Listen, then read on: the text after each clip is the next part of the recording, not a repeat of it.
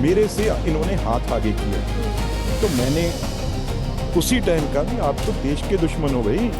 उनको ये लगता है भी दुनिया में मैं ही राजा हूँ, मैं किसी से हाथ मिलाऊंगा तो मेरे से हाथ मिला लेगा। आप ये गलतफहमी निकाल दीजिए, मैं मर जाऊंगा, कभी आपके पास आपकी पार्टी में दोबारा नहीं आऊंगा। केंद्रीय मंत्री रवनीत बिट्टू हमारे साथ हैं और बात करेंगे उस वाकये की जो मकर द्वार पर हुआ। रवनीत जी, क्या था पूरा वाकया? आपकी तरफ राहुल गांधी हाथ बढ़ा रहे थे और आपको गद्दार भी कह रहे थे, दोनों चीजें एक साथ कैसे? देखो, बिल्कुल आपने ठीक कहा। मैं तो अपनी गाड़ी से उतर के, क्योंकि मेन एंट्रेंस है, सब लोग मेंबर पार्लियामेंट आप लोग सब वहां से जाते हैं, तो मैं तो एंटर कर रहा था। मुझे नहीं पता था भी ये जो एमपीओ को बाहर निकाला गया है, यही चीजें ये अंदर इसीलिए बाहर किए गए। और राहुल गांधी जब मैं एंटर कर रहा था तो मुझे देखो, एक उनको तकलीफ क्या थी पार्टी में भी, जितनी देर तो मैं उनकी पार्टी में था तो बहुत अच्छा था। वहां भी वो कभी भी, जब उनके पिताजी राजीव गांधी तो शहीद हैं, ठीक है, जब मेरे दादाजी की बात आ जाती थी, जो पंजाब में इन्होंने हजारों सिखों को और देश के हजारों सिखों को इन्होंने कत्ल करवाया, हमारी माँ बहनों से रेप करवाए, और सबसे बड़े गुरुद्वारे जहाँ पे दरबार साहब में गोल्डन टेम्पल है, वहाँ हमारे गुरु ग्रंथ साहब के ऊपर गोली लगी है, ये वो गद्दार हैं। तो मेरे को एक जो भी इन्होंने शब्द यूज़ किया है और उसके बाद मेरे से इन्होंने हाथ आगे किया, तो मैंने उसी टाइम कहा भी आप तो देश के दुश्मन हो भाई, आप मेरी बात छोड़िए। मैं जो ये सिर पे मेरे पगड़ी बंधी हुई है, मैं एक सरदार हूँ, और सरदार जो सिखों के कातिल, जो देश के दुश्मन, ये गांधी साहब, राहुल जी, ये हाथ कभी भी आपसे हाथ मिलाएगा नहीं। ये तो उन्होंने हाथ कह तो रहे थे कि आ जाइए, कम बैक। देखो कितना उनको ये लगता है भी दुनिया में मैं ही राजा हूं, मैं किसी से हाथ मिलाऊंगा तो मेरे से हाथ मिला लेगा। और ये उन्होंने कहा कि आप वापस आएंगे यहीं, और मैं ये कहना चाहता हूं, मैंने कहा मैं मर जाऊंगा, मैं उस शहीद का पोता हूं, और पंजाब सिर पे पगड़ी बांधी हुई है, जरूरी थोड़ी है पॉलिटिक्स करनी।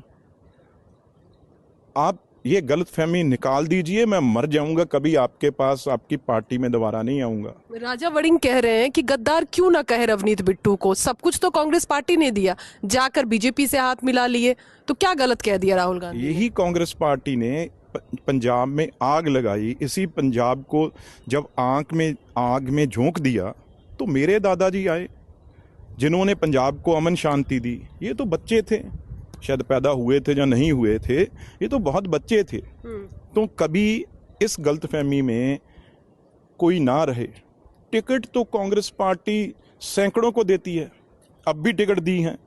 जब रवनीत बिट्टू जीत के आया था, उस टाइम राहुल गांधी खुद अमेठी से, रायबरेली से हार गए थे। जब मैं जीत के आया था, मैं जहां पार्टी तो टिकट दे देती है, तो उसके बाद 45-46 आते हैं 500 से ऊपर टिकटों में।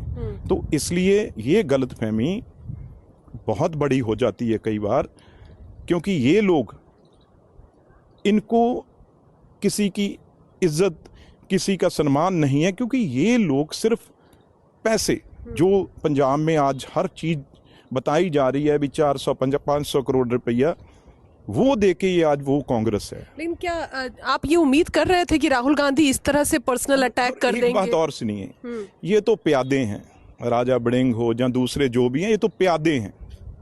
जब मेरी बात सीधी, जो इनका मालिक है, जिनकी ये रोटी या चापलूसी ये करते हैं, जिनकी, मेरी तो बात उससे सीधी हो रही है।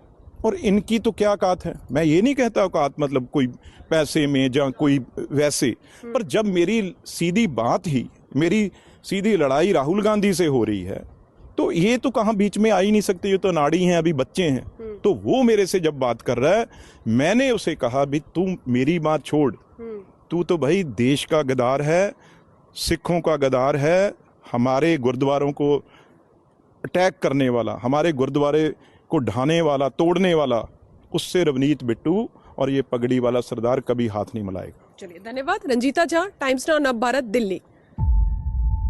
जीरो हमने इन्वेंट किया, हमने बताया दुनिया को, जहां योग है वहां रोग नहीं, सबसे पुरानी सभ्यता है हमारी। गुलामी से तो और देश भी लड़े भाई, पर आजादी के लिए अहिंसा का रास्ता बस हमारा था। अपने पसीने से जमीन सींचता किसान और घर में घुसकर मारने वाले जवान, बस इसी मिट्टी ने जने। इसके हाथ ने जब थामा जज्बा तो इतिहास रचे, कदम बढ़ाए तो चांद का वो हिस्सा चूमा भाई जहां कोई कभी नहीं पहुंचा।